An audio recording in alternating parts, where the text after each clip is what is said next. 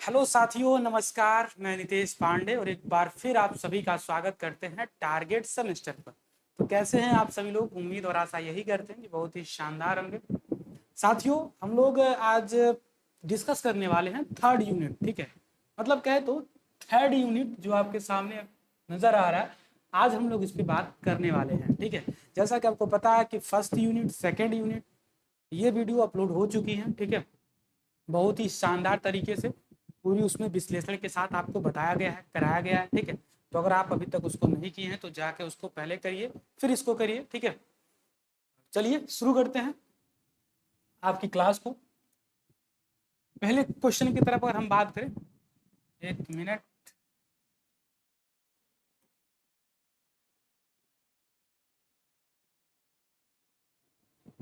चलिए,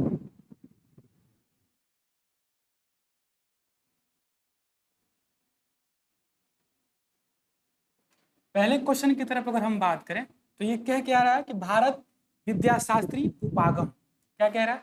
कह रहा है कि भारत विद्याशास्त्री उपागम के बारे में बात कर रहा है। उपागम के आधार पर किसने भारतीय परंपरा का अध्ययन किया है? ठीक है, कह रहा है कि किसने भारत विद्याशास्त्री उपागम के आधार पर किसने क्या किया है? तो भारतीय परंपरा का अध्ययन किया है। मतलब जो भारत की जो परंपरा है, ठीक है, उसका अध्ययन किसने किया है, उसके बारे में ये बात कर रहा है। ठीक है, तो आप क्या क्या कहें, क्या बताएंगे, कौन है भाई? पहले की अगर हम बात करें, पहले में आप देखेंगे कि विनय कुमार सरकार हैं, या अगर दूसरे में हम देखें तो डीपी मुखर्जी हैं, या तीसरे की अगर हम बात करें तो राधा कमल मुखर्जी हैं, या चौथे की अगर हम बात करें तो ये भी कौन है? राधा कमल मुखर्जी हैं। ठीक है, तो अगर इस तरह का अगर आपके सामने आ रहा है, लेकिन ऐसे यहाँ थोड़ी सी कहे तो दोनों एक ही है। ठीक है, तो ये दोनों हो जाएगा। क्या हो जाएगा? दोनों हो जाएगा। मतलब चाहे इसको लगा दीजिए चाहे इसको लगा दीजिए। ठीक है, लेकिन अधिकतर एग्जाम में आपको ऐसे नहीं आएगा। ठीक है, तो राधा कमल मुखर्जी जो है, ठीक है, मतलब जो राधा कमल मुखर्जी हैं, भारतीय विद्या शास्त्री उपागम के आधार पर, ठीक है, इन्होंने परंपरा का अध्ययन किया है। किसका अध्ययन किया है? तो इन्होंने परंपरा का अध्ययन किया है। इसीलिए आपका जो सी है या डी है वो क्या हो जाएगा? करेक्ट हो जाएगा। ठीक है, अगर हम दूसरे की बात करें तो इसमें आप देखेंगे वन अधिकार अधिनियम किस वर्ष पारित किया गया? कौन सा अधिकार अधिनियम?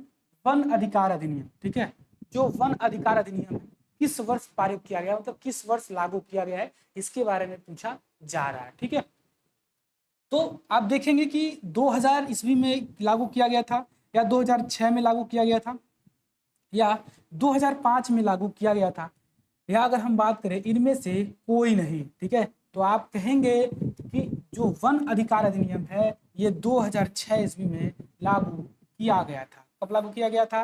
तो 2006 में इसको लागू किया गया था। ठीक है, चलिए, हम उम्मीद करते हैं कि आपको ये सारी चीजें समझ में आ रही है। ठीक है,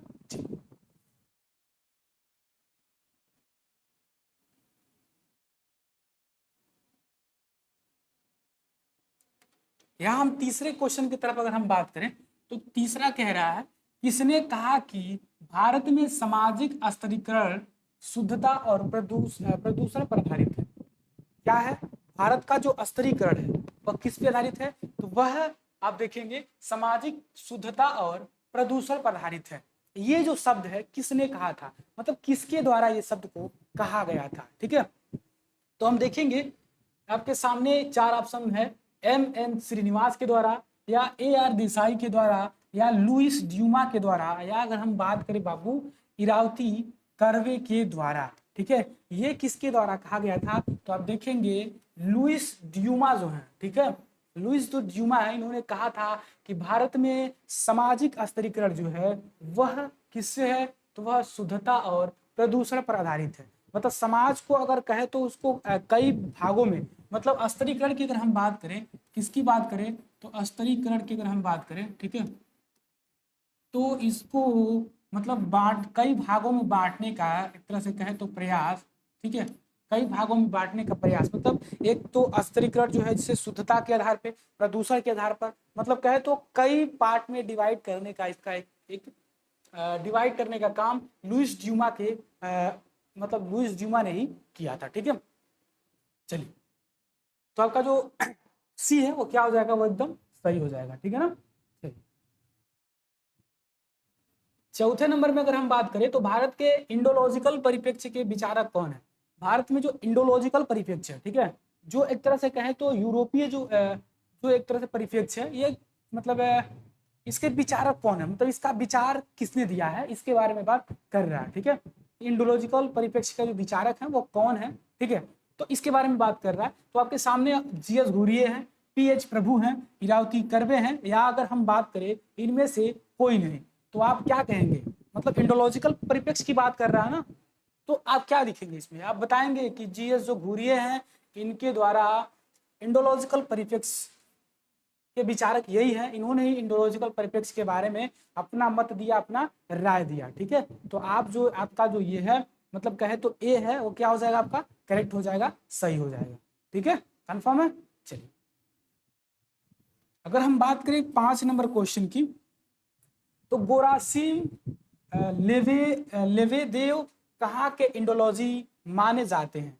जो गोरसिम लेवेदेव हैं वह कहाँ के इंडोलॉजी माने जाते हैं, तो आप देखेंगे स्पेनी इंडोलॉजी माने जाते हैं, या रूसी इंडोलॉजी माने जाते हैं, या अगर हम बात करें फ्रांस इंडोलॉजी, या इनमें से कोई नहीं। तो जो आप देखेंगे कि जो नाम है, ठीक है, ये जो नाम आपको देखने को मिला है गोरासिम, ये आप देखेंगे तो कहीं ना कहीं ये विदेश से भी रिलेट कर रहा है, ठीक है। तो ये रूसी जो है, रूसी इंडोलॉजी माने जाते हैं, ठीक है, कौन से, तो रूसी इंडोलॉजी माने जाते हैं ये, ठीक है।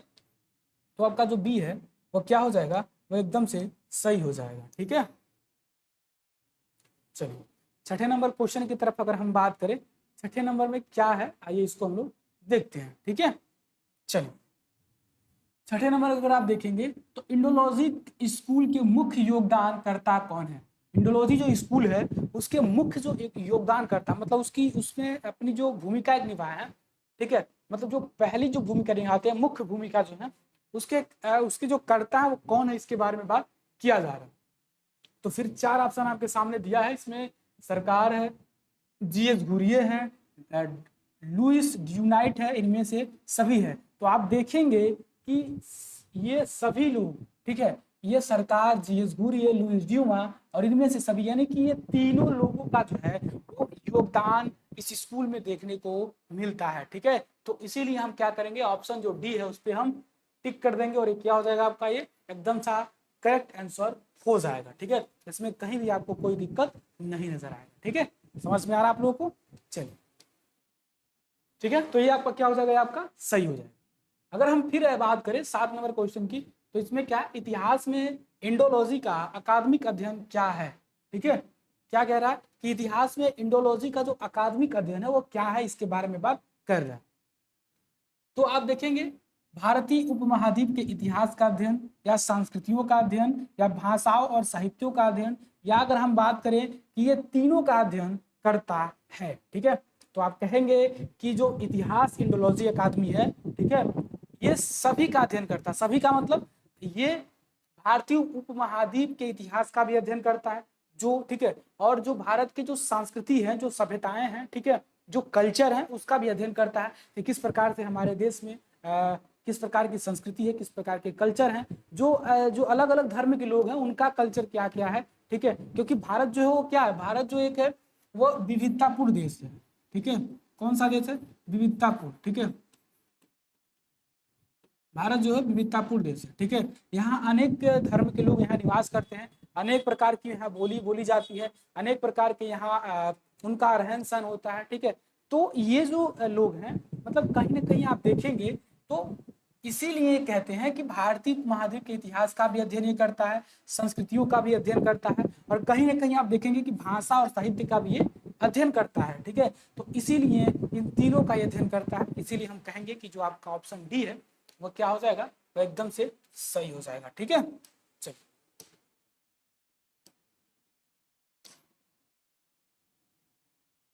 अगर हम आर्ट के तरफ चले, किसके तरफ चले, आर्ट के तरफ चले, ठीक है।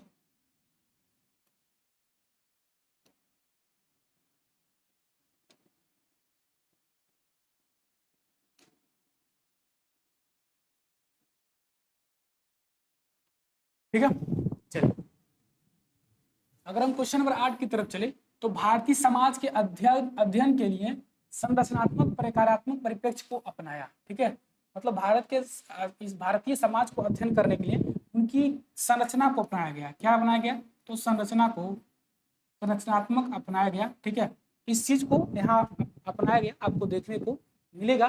ठीक है, तो ये कौन है जिन्होंने संरचनात्मक प्रकारात्मक परिप्रेक्ष्य को अपनाया?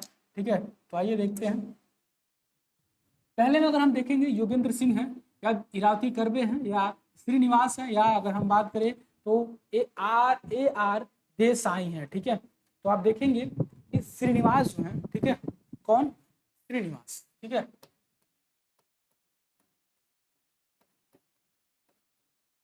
जो श्रीनिवास है, ठीक है, इनके द्वारा आप देखेंगे तो भारतीय समाज के अध्ययन के लिए संरचनात्मक, ठीक है, और प्रकारात्मक परिप्रेक्ष्य के द्वारा इन्होंने इसका अध्ययन किया था। ठीक है, तो ये जो आपका सी हो जाएगा वो क्या होगा? सही हो जाएगा। ठीक है, सी जो आपका है वो आपका करेक्ट हो जाएगा। ठीक है, कोई दिक्कत यहां तक आपको? 9 नंबर की तरफ अगर हम बात करें तो भारत में एकता में अनेकता किसका कथन है? मतलब भारत में एकता में अनेकता, भारत में अगर आप हम बात करें तो एकता में एकता का मतलब क्या होता है कि भारत क्या भारत एक, मतलब अगर हम बात करें तो भारत में तमाम धर्म, मतलब ऐसे है ना कि कई धर्म के लोग यहाँ क्या है, तो कई धर्म के लोग आप देखेंगे तो यहाँ पे निवास करते हैं। ठीक है, मतलब अनेकता है यहाँ पे, लेकिन फिर भी आप देखेंगे सभी लोग मिल के एक एकता के वैसे लोग रहते हैं। ठीक है, तो इसीलिए कहते हैं कि भारत में अनेकता में क्या है, एकता में अनेकता है। ठीक है, चलिए, तो ये कथन जो है वो किसके द्वारा कहा गया था? कौन कौन ऐसे विद्वान थे जिन्होंने ये कथन कहा था? आइए हम लोग देखते हैं। तो एस.एल. वांसमन का द्वारा कहा गया था, या बी.ए. स्मिथ के द्वारा कहा गया था, या जवाहरलाल नेहरू के द्वारा कहा गया था, या हम बात करें तो मैक्स मुलर के द्वारा कहा गया था। ठीक है, तो आप देखेंगे कि जवाहरलाल नेहरू ने कहा था कि जो हमारा भारत है उसमें भारत में एकता में अनेकता है। ठीक है, तो ये जवाहरलाल नेहरू के द्वारा कहा गया था। ठीक है, चलिए, आप देखेंगे कि जवाहरलाल नेहरू के द्वारा ये सारी चीजें कही गई थी। ठीक है, चलिए, अगर हम 10 नंबर क्वेश्चन की तरफ अगर हम चलें, ठीक है,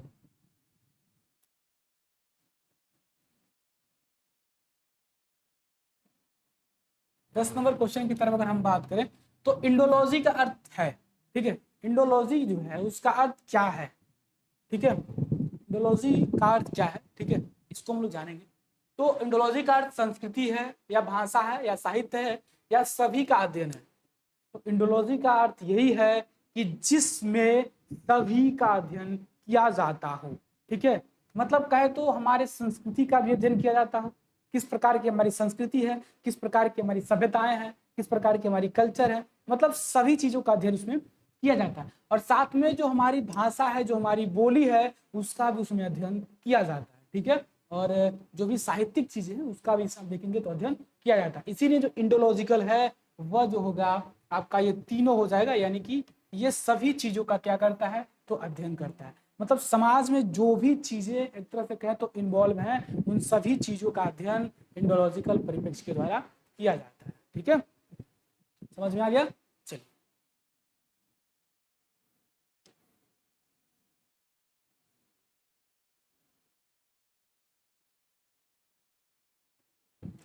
अगर 11 नंबर की तरफ अगर हम बात करें, ठीक है, तो आप देखेंगे निम्न में से कौन सामाजिक स्तरीकरण के अध्ययन में पदानुक्रम और अंतर की अवधारणा का उपयोग करता है? ठीक है, कौन जो है निम्नलिखित में कौन जो है वो सामाजिक स्तरीकरण के अध्ययन में पदानुक्रम और अंतर की अवधारणा का क्या करता है, तो उपयोग करता है। ठीक है, इसके बारे में ये पूछ रहा है, तो कौन वह विद्वान है? ठीक है, आइए देखते हैं। दीपांकर गुप्ता है या योगेंद्र सिंह है या अभिजीत पाठक हैं, या अगर हम बात करें तो इनमें से कोई नहीं है। ठीक है, कौन है वो? तो आप देखेंगे दीपांकर गुप्ता जो हैं, इनके द्वारा अगर हम बात करें तो इनके द्वारा आप देखेंगे तो सामाजिक स्तरीकरण के अध्ययन में जो पदानुक्रम और अंतर की जो अवधारणा है इसका उपयोग इनके द्वारा किया जाता है। ठीक है, तो आपका क्या सही हो जाएगा? आपका जो ए है वो क्या हो जाएगा? करेक्ट हो जाएगा। ठीक है, चलिए, अगर हम 12 नंबर क्वेश्चन की तरफ चले तो history of caste in India पुस्तक के लेखक कौन है। हिस्ट्री इन कास्ट एक पुस्तक है, एक किताब है, ठीक है, उसके लेखक के बारे में पूछ रहा है कि उसके लेखक कौन है, ठीक है। तो आप देखेंगे कि ये 4 ऑप्शन फिर आपके सामने है। तो इसमें एन.के. दत्त हैं, या मजूमदार हैं, या एस.वी. केतकर हैं, या हर्बर्ट रिजले हैं, ठीक है। तो हम कहेंगे कि history of caste in India जो है उसके लेखक जो हैं वो हर्बर्ट रिजले हैं, ठीक है। हर्बर्ट रिजले के द्वारा इस पुस्तक के प्रतिपादक, जनक, लेखक, जो भी आप कह सकते हैं वो कह सकते हैं इसको, ठीक है। तो इनके द्वारा, हर्बर्ट रिजले के द्वारा ही इस पुस्तक को लिखा गया था, इस पुस्तक का प्रतिपादन किया गया था, ठीक है जी। अगर हम 13 की बात करें, 13 नंबर की अगर हम बात करें तो सांस्कृतिकरण के अर्थ के 2 स्तर यानी कि अंतर्निहित है, यह है, ठीक है। संस्कृति के अर्थ में 2 स्तर ऐसे हैं जो अंतर्निहित है, मतलब उनके अंदर क्या है, समाये हुए हैं, समाहित है, ठीक है। तो वह कौन है, आइए देखते हैं। इतिहास विशिष्ट और संदर्भ विशिष्ट। कौन सा विशिष्ट, इतिहास विशिष्ट और संदर्भ विशिष्ट, या संदर्भ विशिष्ट सांस्कृतिक विशिष्ट, या ऐतिहासिक विशिष्ट और सांस्कृतिक विशिष्ट, या अगर हम बात करें इनमें से कोई नहीं। तो आप देखेंगे कि इतिहास विशिष्ट और संदर्भ विशिष्ट जो है वह सांस्कृतिकरण के अर्थ के 2 अंतर्निहित शब्द के रूप में जाने जाते हैं, ठीक है। तो 13 का जो आपका है वो ऑप्शन ए क्या हो जाएगा, सही हो जाएगा, ठीक है। चलिए अब हम 14 की तरफ अगर हम लोग बात करें, ठीक है, तो 14 में क्या है आइए देखते हैं। देखिए, भारत में समाजशास्त्र के समान ज्ञान कौन माने जाते हैं, ठीक है। भारत में समाजशास्त्र के, यहाँ क्या कह रहा है कि सामान्य ज्ञान कौन माने जाते हैं, ठीक है, समान ज्ञान विद्वान कौन माने जाते हैं। तो यहाँ देखेंगे पैट्रिक गिडेस हैं, मतलब गुडास हैं, या श्याम चरण साधु हैं, या मुर्वे हैं, या R.के. मुखर्जी हैं, ठीक है। तो आप कहेंगे कि भारत में समाजशास्त्र की जो सामान्य ज्ञान के जो जनक माने जाते हैं वो मुर्वे हैं। कौन है, वो मुर्वे हैं, ठीक है। आपका जो सी है वो क्या हो जाएगा, आपका करेक्ट हो जाएगा। अगर हम 15 नंबर क्वेश्चन की तरफ अगर चले, 15 नंबर क्वेश्चन की अगर हम बात करें तो भारतीय समाज की क्या विशेषता है, मतलब जो भारतीय समाज हमारा है इसकी विशेषता क्या है ये पूछ रहा है, ठीक है। तो आप देखेंगे इसकी विशेषता एकता में अनेकता है, या शिक्षा है, या स्वावलंबन है, या प्रादेशिकी है। तो अभी जस्ट मैंने 2-3 क्वेश्चन पहले मैंने आपको क्या बताया कि जो भारतीय समाज है वह, उनमें आप देखेंगे उसमें एकता में अनेकता आपको देखने को मिलती है, ठीक है। और यह भी मैंने बताया था कि वो किसके द्वारा कहा गया था, तो वह पंडित जवाहरलाल नेहरू के द्वारा कहा गया था, ठीक है। तो आप जो भारतीय समाज की विशेषता है तो बिना कुछ पूछे, बिना कुछ समझे आपको किस पे टिक करना है, आपको अनेकता में एकता क्या करना, खल्लास कर देना, ठीक है। आपका जो आंसर है वो सही हो जाएगा, ठीक है। चल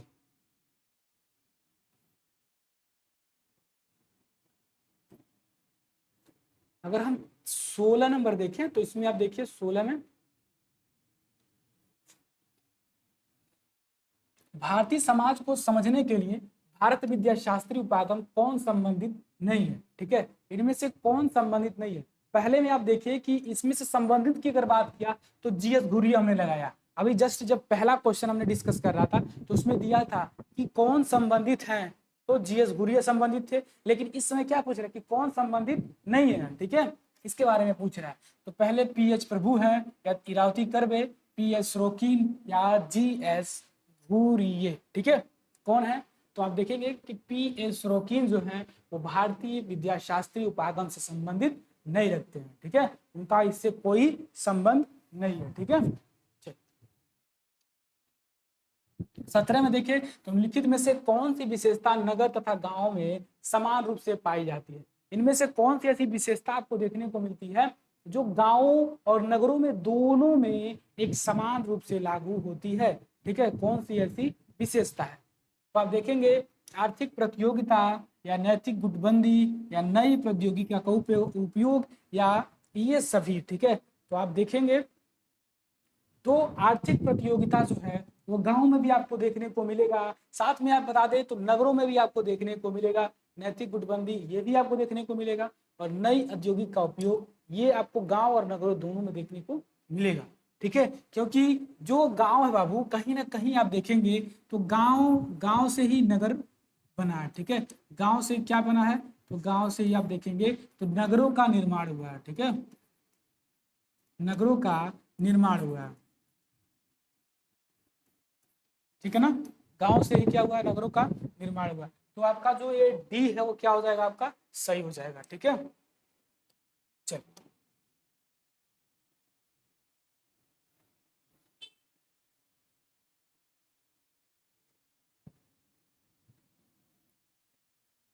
अगर आप 18 नंबर में देखेंगे तो निम्नलिखित में कौन सी एक विशेषता नगर से संबंधित नहीं है, ठीक है।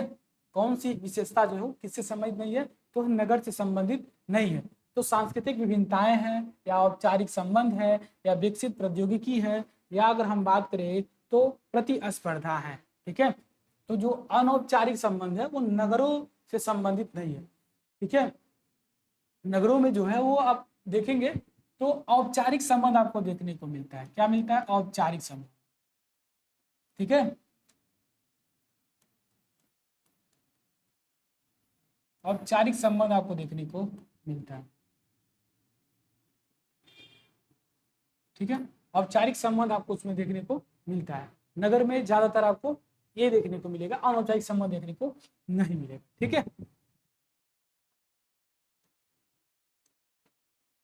अगर हम 19 की बात करें, ठीक है, भारत में किस आधार पर गांव को परिभाषित किया जाता है, ठीक है। भारत में गांव को परिभाषित को किस आधार पर उसको किया जाता है, ठीक है। ये पूछ रहा है कि किस आधार पर उसको मतलब परिभाषित किया जाता है कि ये गांव है, किस आधार पर। तो आप देखेंगे कि गैर कृषि व्यवसाय के आधार पर, जनसंख्या के आधार पर, औपचारिक संबंध के आधार पर, विशेष जीवन विधि के आधार पर अगर हम बात करें तो विशेष जीवन विधि पे या किस पे। तो आप देखेंगे भारत में जो गांव का आधार है वह कहीं ना कहीं आप देखेंगे तो जनसंख्या के आधार पर आपको देखने को मिलता है, क्योंकि यहाँ पे आप देखेंगे तो बहुत कम जनसंख्या में लोग निवास करते हैं गांव में, ठीक है। गांव में जो है वो बहुत कम जनसंख्या में लोग निवास करते हैं, ठीक है। बहुत कम जनसंख्या में लोग निवास करते हैं, इसीलिए अगर हम बात करें तो जनसंख्या जो है आपका क्या हो जाएगा, वो सही हो जाएगा, ठीक है।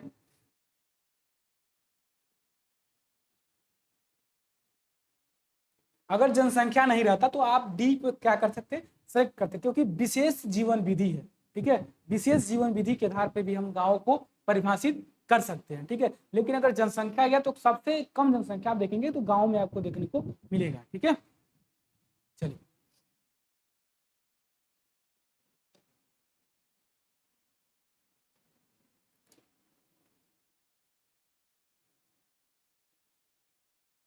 अगर हम 20 की बात करें तो निम्नलिखित सामाजिक विचारकों में से कौन भारतीय विद्याशास्त्री परिप्रेक्ष्य से संबंधित नहीं है, ठीक है। ये कई विचारक हैं, ठीक है, और कह रहा है कि कौन ऐसे जो विचारक है उस भारतीय समाजशास्त्री परिप्रेक्ष्य से संबंधित नहीं है, ठीक है। अभी जस्ट ये क्वेश्चन फिर से क्या हुआ था आप देखेंगे तो ये रिपीट हुआ था, ठीक है। चलिए ये आपको पता ही होगा कि कौन है, ठीक है। चलिए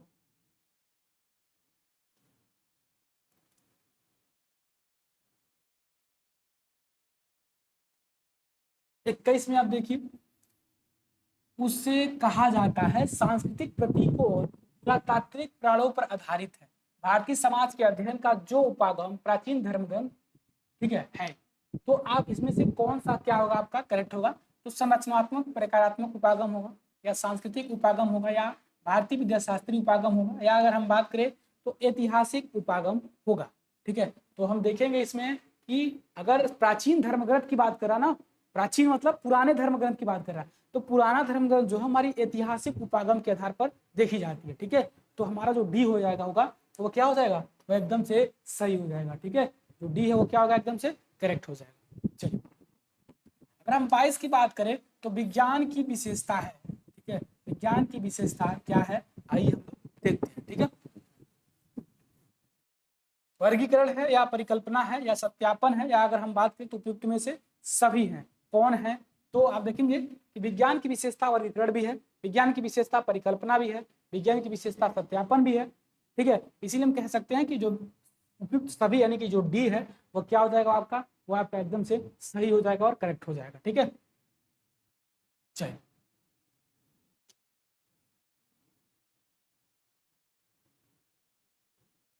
23 नंबर क्वेश्चन अगर हम देखेंगे तो विज्ञान तर्क एवं प्रमाण पर आधारित ज्ञान का क्रमबद्ध पुंज है, यह कथन किसका है? किसने कहा था कि जो विज्ञान है वह क्या है? वह एक तर्क एवं प्रमाण पर आधारित ज्ञान है। किसके द्वारा ये कहा गया था? ठीक है, अगर हम देखेंगे हक्सले के द्वारा या डसलीगर के द्वारा या काउंट के द्वारा या ग्रीन के द्वारा कहा गया था। ठीक है, तो ये किसके द्वारा कहा गया था? ठीक है, चलिए अब देखेंगे कि जो ये हक्सल जो है इनके द्वारा कहा गया था कि विज्ञान तर्क एवं प्रमाण पर आधारित ज्ञान का एक क्रमबद्ध क्या है? तो क्रमबद्ध एक पुंज है। ठीक है, इनके द्वारा ये सारी चीजें कही गई थी। अगर हम 24 नंबर क्वेश्चन अगर देखें तो विज्ञान का कार्य तथ्यों का वर्गीकरण, उनके तारतम्य एवं सापेक्ष महत्व का पता लगाना है, यह कथन है। यह कथन किसके द्वारा कहा गया था? इसके बारे में बात कर रहा है।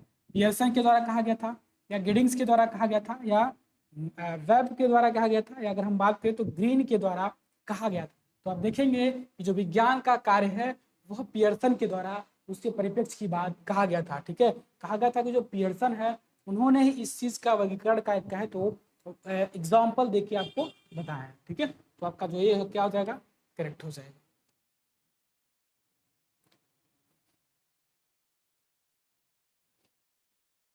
ठीक है, अगर हम 25 नंबर पे देखें तो समाज शास्त्र वह विज्ञान है जो सामाजिक क्रिया की सार्थक व्याख्या का प्रयत्न करता है। क्या करता है? ये सार्थक अगर बात करें तो व्याख्या का कोशिश करता है, प्रयत्न करता है। ठीक है, जिसने कार्य कारण की एक सामान्य व्याख्या पर पहुंचा सके। ठीक है, क्या कर सके? इसको एक सामान्य एक व्याख्या पर उसको पहुंचा सके, यह कथन किसके द्वारा दिया गया है? ठीक है, तो आप देखेंगे कि मैक्स वेबर के द्वारा दिया गया है, दुर्खिम के द्वारा दिया गया है, या किम्बल यंग के द्वारा दिया गया है, या अगर हम बात करें तो कोई नहीं के द्वारा दिया गया है। तो मैक्स वेबर ने कहा था कि समाज शास्त्र वह विज्ञान है। कौन सा विज्ञान है? तो वह विज्ञान है जो सामाजिक क्रिया की सार्थक व्याख्या का प्रयत्न करता है, मतलब कोशिश करता है कि एक सार्थक जो चीजें हैं वो क्या हो, वो अच्छे तरीके से हो सके। ठीक है, तो वह इनके द्वारा मतलब मैक्स वेबर के द्वारा ही कहा गया था। ठीक है,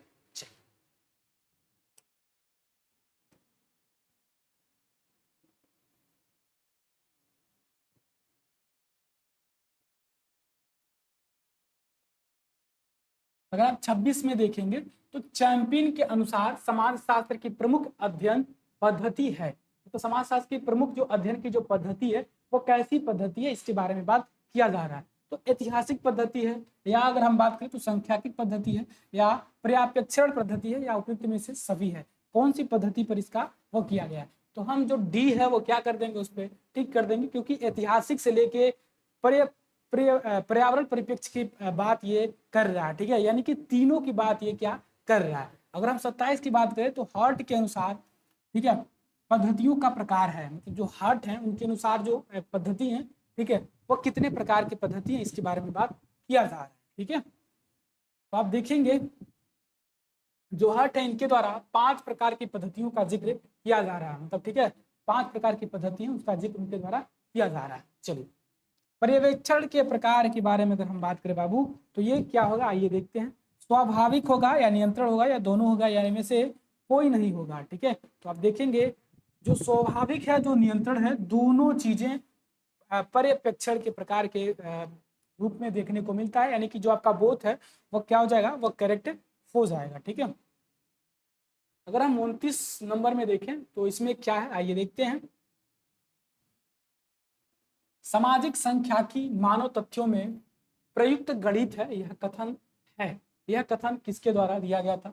बोगार्ट्स के द्वारा दिया गया था, या मैक्स वीवर के द्वारा दिया गया था, या डेविस के द्वारा, या कोई नहीं के द्वारा दिया गया था। ठीक है, तो आप देखेंगे जो बोगार्ट्स हैं इनके द्वारा सामाजिक सांख्यिकी मानव तथ्यों में जो प्रयुक्त जो गणित है उसका कहे तो उसके बारे में कहा गया था। ठीक है, तो जो आपका ये है वो क्या हो जाएगा, करेक्ट हो जाएगा। ठीक है, अगर हम मतलब 30 की क्वेश्चन की अगर हम बात करें तो सांख्यिकी जो घटना वस्तु को वस्तुनिष्ठ ढंग से नापने एवं गिनने का क्या है, विज्ञान है। शोध का अनिवार्य केंद्रीय भाग है, यह कथन है। किसके द्वारा यह कथन कहा गया है? तो ओडम के द्वारा, या डेविस के द्वारा, यंग के द्वारा, या कांट के द्वारा कहा गया है। ठीक है, तो आप देखेंगे जो ओडम है उनके द्वारा इसका सांख्यिकी की जो वस्तु है ठीक है, वस्तुनिष्ठ ढंग से नापने एवं गिनने का वह विज्ञान है।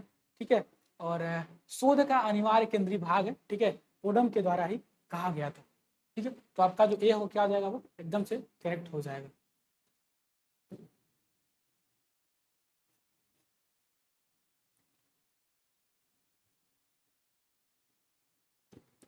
चलिए, अगर हम 21 नंबर क्वेश्चन देखें तो आप देखेंगे इसमें कि वह पहला महान समाजशास्त्री कौन था जिसने समाज शास्त्री शोधों में आंकड़ों के महत्व पर बल दिया।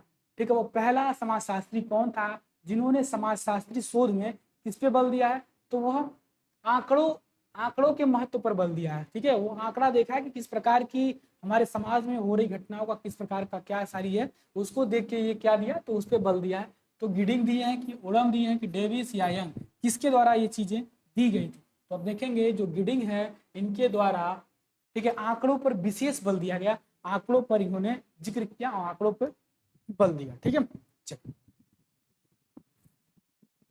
अगर 32 की बात करें, ठीक है, 32 की अगर हम बात करें तो संख्याकी पद्धति जो है आंकड़ों एवं संख्या के सिद्धांतों के प्रयोग द्वारा तथ्यों की व्याख्या करने की प्रक्रिया है। ठीक है, यह किसके द्वारा कहा गया है, जेम्स स्मिथ के द्वारा कहा गया है, ओडम के द्वारा, डेविस के या गिडिंग के द्वारा कहा गया है। ठीक है, तो अब देखेंगे कि जेम्स स्मिथ जो है इनके द्वारा कहा गया है कि जो संख्या की पद्धति है वो आंकड़ों एवं संख्या के सिद्धांतों के प्रयोग द्वारा क्या किया गया, इसकी व्याख्या की प्रक्रिया की गई है। ठीक है, तो आपका जो ए हो क्या हो जाएगा, करेक्ट हो जाएगा।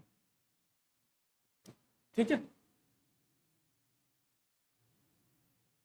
चलिए 33 की अगर हम बात करें तो सामाजिक सर्वेक्षण वह प्रक्रिया है जिसके द्वारा एक समुदाय की रचना और गतिविधियों के सामाजिक पक्ष से संबंधित संख्यात्मक तथ्यों को संग्रहित किया जाता है। ठीक है, यह कथन किसका, मतलब किसके द्वारा ये इस चीज को कहा गया था, तो आप देखेंगे मार्क्स अब्राम के द्वारा कहा गया था, या वेल्ज के द्वारा कहा गया था, या बर्गस के द्वारा, या अगर हम बात करें तो इनमें से कोई नहीं। ठीक है, तो आप देखेंगे कि जो ये चीजें जो देखेंगे आप, तो मार्क्स जो अब्राहम है इनके द्वारा कहा गया था। ठीक है, चलिए,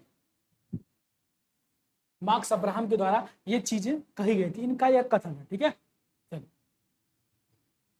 अगर हम 34 की बात करें तो सर्वेक्षण के क्रम है, तो सर्वेक्षण के कौन से क्रम है इसके बारे में बात किया जा रहा है। पहला अगर क्रम की देखें तो निगमन है, आंकड़ों का इकट्ठा है, क्षेत्र या विषय क्षेत्र का एक तरह से कहे तो परिसीम है, या उपयुक्त में से अगर हम बात करें तो कोई उपयुक्त में बात करें तो सभी है। तो इनमें आप देखेंगे जो उपयुक्त में से सभी है वो क्या हो जाएगा, आपका करेक्ट हो जाएगा, क्योंकि सर्वेक्षण के जो क्रम है, जो सर्वेक्षण का जो नियम है वो निगमन है, आंकड़ों को इकट्ठा करना है, और बात करें क्षेत्र या विषय के क्षेत्र पर कोई भी अगर रिसर्च है तो वो भी है, यानी कि तीनों जो है आपका क्या हो जाएगा, वो एकदम से करेक्ट हो जाएगा। ठीक है, तो 34 का जो डी है वो आपका सही होगा।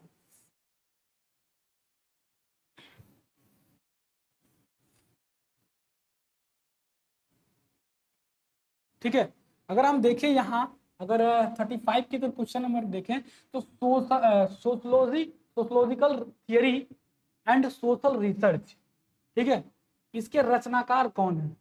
ठीक है, ये क्या, ये एक पुस्तक है और इसके रचनाकार के बारे में बात कर रहा है। तो आप देखेंगे कि चार्ल्स कूले हैं, या डेविस हैं, या अगर हम बात करें तो ग्रीन है, या अगर हम देखें तो यंग हैं, कौन है। ठीक है, तो चार्ल्स जो कूले हैं उन्होंने sociological theory and social research जो नामक जो पुस्तक है उसकी रचना की है, उसके वो लेखक है। ठीक है, तो आपका जो ए है वो क्या हो जाएगा, वो सही हो जाएगा।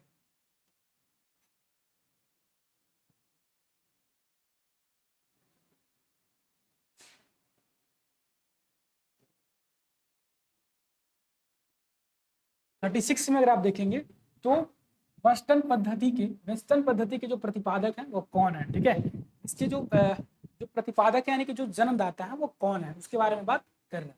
तो अब देखेंगे कि मैक्स वेबर है, या डेविस है, या ग्रीन है, या यंग के बारे में ये बात कर रहा है। तो मैक्स वेबर जो है वेस्टर्न पद्धति के, ठीक है, वह रचनाकार है। ठीक है, चलो, तो आपका जो ये हो क्या हो जाएगा, वो करेक्ट हो जाएगा। ठीक है,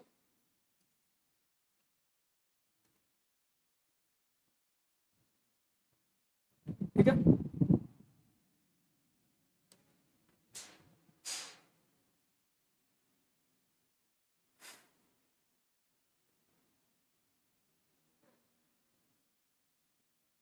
एक मिनट।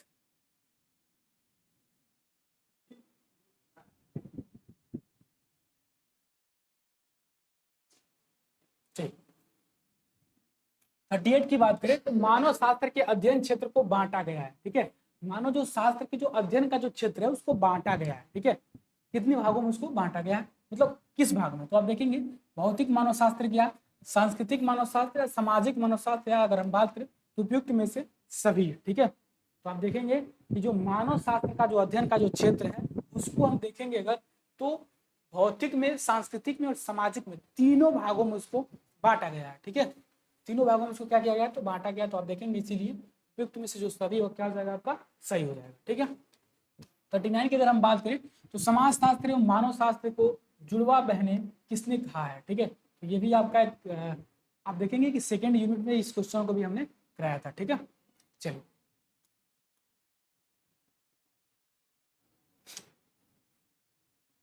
40 की अगर हम बात करें तो अर्थशास्त्र वास्तव में समाज शास्त्र के व्यापक विज्ञान की केवल एक शाखा है। ठीक है, क्या है, केवल एक शाखा है। यह कथन किसके द्वारा कहा गया था? ठीक है, यह कथन किसके द्वारा कहा गया था कि जो अर्थशास्त्र वास्तव में समाज शास्त्र के व्यापक विज्ञान की केवल एक शाखा है?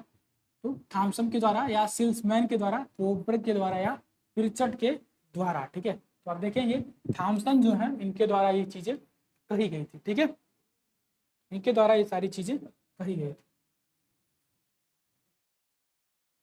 चलो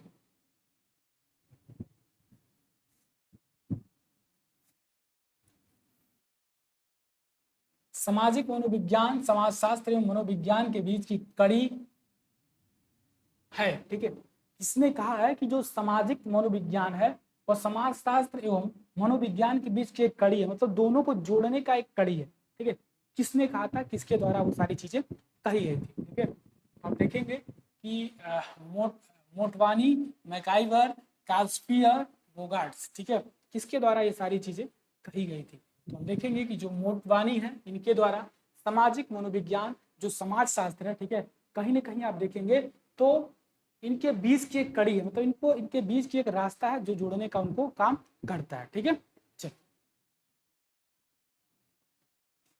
अगर हम 42 की अगर बात करें, समाज है, समाज क्या है? ठीक है, समाज मूर्त है या अमूर्त है या प्रत्यक्ष है या कोई नहीं है? ठीक है, तो ये बोल रहा है कि समाज क्या है। ठीक है, तो समाज अगर हम देखें तो अमूर्त है। ठीक है, क्या है, अमूर्त है। ठीक है, चलो 43 की अगर बात करें तो समाज सामाजिक संबंधों की ताना बाना है, यह कथन है। यह कथन किसके द्वारा दिया गया था कि जो समाज है वो समाज सामाजिक का ताना बाना है। ठीक है, तो आपने जैसे आपको बताया कि जो समाज है वो सामाजिक संबंधों का क्या है बाबू, सामाजिक संबंधों का एक जाल है। ठीक है, एक क्या है, एक जाल है, जिस जाल से सभी लोग एक दूसरे से क्या है, जुड़े हुए हैं। माता पिता भी हैं, ठीक है, आप देखेंगे कि भाई बहन भी हैं। ठीक है, कुछ आपके दोस्त मित्र हो गए। ठीक है, आप देखेंगे कि कुछ आपके जो रिलेशन के लोग हैं वो लोग भी, मतलब कहे तो सभी लोग कहीं ना कहीं आपसे किसी रिश्ते से, किसी नाते से सभी लोग जुड़े हैं। ठीक है, और आप भी लोगों से एक जैसे एक मकड़ी का जो जाल होता है उसके उसके जैसे ही आप लोग क्या है उन लोगों से जुड़े हुए हैं। तो इसीलिए हम कह सकते हैं कि जो समाज है वो सामाजिक संबंधों का क्या है, तो सामाजिक संबंधों का जाल है या ताना बाना है। ठीक है, तो यह कथन किसके द्वारा दिया गया था? ठीक है, तो यह कथन आप देखेंगे कि जो मैकाइवर एवं पेज इनके द्वारा ये कथन दिया गया था। ठीक है, मैकाइवर एवं पेज ने कहा था कि समाज जो है सामाजिक संबंधों का क्या है, तो ताना बाना है। ठीक है, चलिए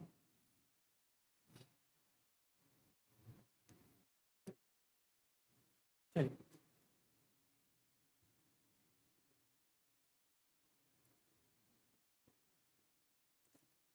44 की अगर हम बात करें तो समाज समानता की चेतना पर आधारित है। किस पर आधारित है? समाज जो है वो समाज समानता की चेतना पर आधारित है, यह कथन है।